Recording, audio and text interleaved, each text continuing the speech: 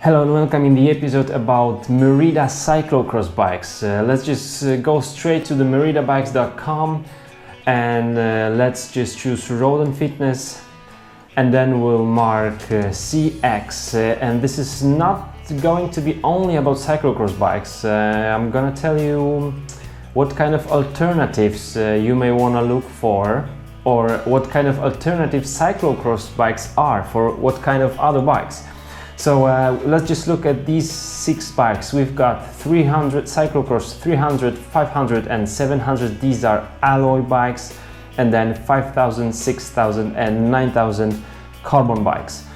What should I tell you about those? Alloy will be super strong, carbon will be strong because these are quite robust, but still this is carbon, and if you are on a budget and you are spending all your savings for the bike, I wouldn't be sure if I would buy a carbon bike. Let's just see what kind of frames we've got for the carbon bikes. We have the same frame and same fork. It's called just Cyclocross CF3, and the fork is CC Carbon Disc 15, and it's the same fork as in those alloy bikes. Among the features, we've got the Nanomatrix carbon and X-taper head tube, so all of the bikes will have the tapered head tube. Internal cable routing, I'm not a big fan of that, and Di2 Ready, and of course through axle. So all of the bikes here have the disc brakes, and all of those will have the through axle. The only difference in terms of the fork is the Cyclocross 300, which is the alloy frame and also alloy fork, and as you can see here we have just the standard quick release. As I told you before, as you may already know, my philosophy of buying a bike is to buy the cheapest group set on the frame set I want to have. So that would be this one from Cyclocross 500. Alloy frame with the full carbon fork, just as in this one 2015 Merida 500. We've got very robust carbon fork, tapered head tube and alloy frame. So in this case I wouldn't buy Cyclocross 300 because of alloy fork. Alloy fork is okay, but we don't have a through axle. Through axle, which is a super stiff connection between the wheel and the fork, and very good for disc brakes. So this is something I would really consider, just paying those extra couple of hundreds, maybe not a couple of hundreds of dollars or euros, and you are having a good frame set. In terms of the components, Cyclocross 500 and Cyclocross 5000 will have pretty much the same components.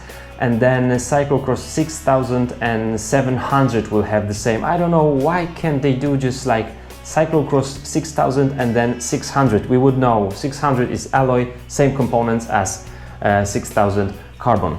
But anyway, this is how they did it. So if I was to opt for the carbon bike, I would just take Cyclocross 5000, which has the Shimano 105 components and really cool looking frame set.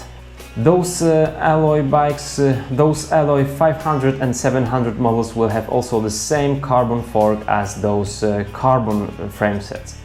So my opinion, these are great bikes. I would opt for 500 for alloy and 5000 for carbon. And the last thing I'm gonna tell you is that if you are thinking what kind of bike are you supposed to buy, maybe not mountain bike, maybe not a city bike, and you're thinking about something like fitness or trekking bikes. Our life was easier some 10 or 15 years ago. Now we have so many kinds of bikes. But let's just look at the Crossway urban bike from Merida.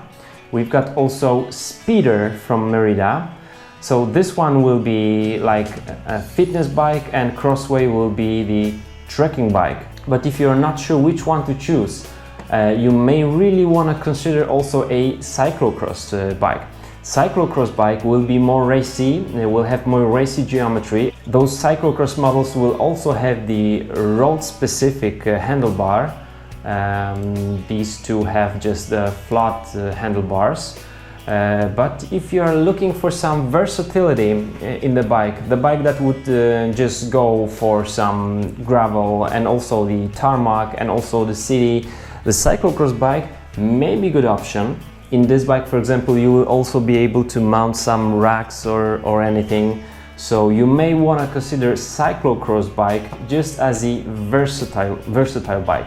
What I would always suggest for you to do is to just click the geometries and look for the geometry of the frame set.